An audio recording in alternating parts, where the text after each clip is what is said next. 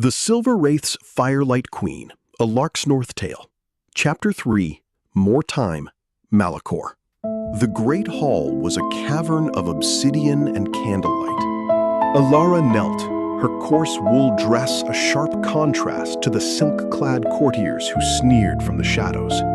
Their bone-white faces fixed in eternal, stony expressions, their fine silks dusted with silver motes of the void.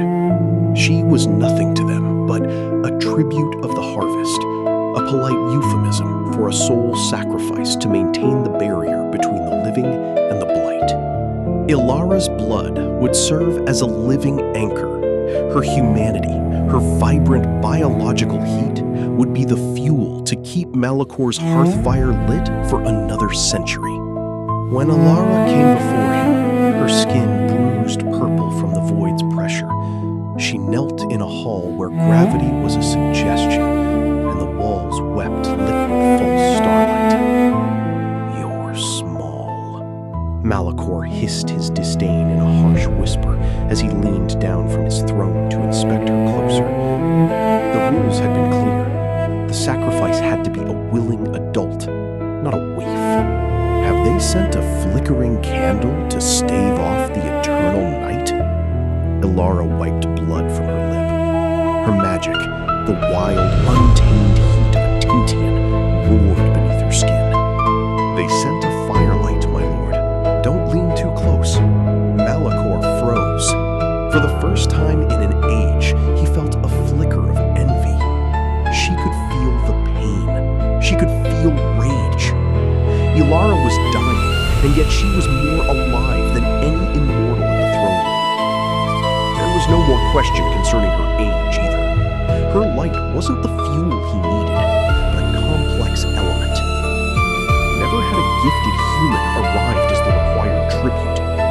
With perfect preparation, a human possessing magic might become a ransom instead of a sacrifice.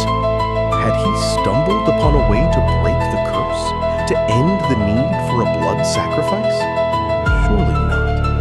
And yet, the strange sensation of hope coiled in his mind. Malakor's command sounded sharp and angular. But she hid her face, annoyed the Wraith, and his irritation didn't fit the situation. "Look at me." His voice was almost soundless. It was a vibration that settled into the space between the throne and the stone. Elara raised her chin. Her lip trembled. Her eyes were the color of burnt amber, defiant and alarmingly alive. She feared him, but surprise and curiosity crossed a youthful face. The firelight in her eyes drew his complete attention. "I was told you were a monster, my lord. You look more like a tragedy." Her words slipped softly into the quiet of held breaths, but the court gasped. Malakor leaned forward once again, ignoring the lines, ensorcelled by the warmth in her soul. The shadows at his feet writhed like serpents, even as her firelight drew him ever closer. The firelight in her eyes drew his complete attention. "Tragedy is a luxury of the dying, little bird. Or simply inevitable." "Then make it quick.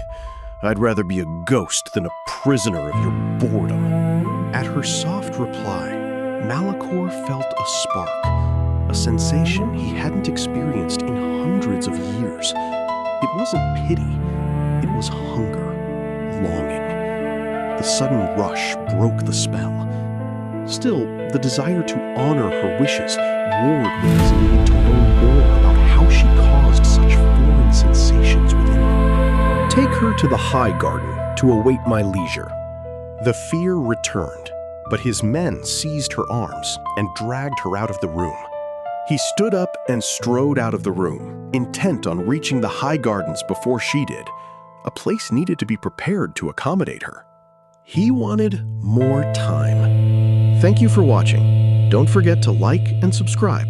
For more stories, visit opheliakey.com.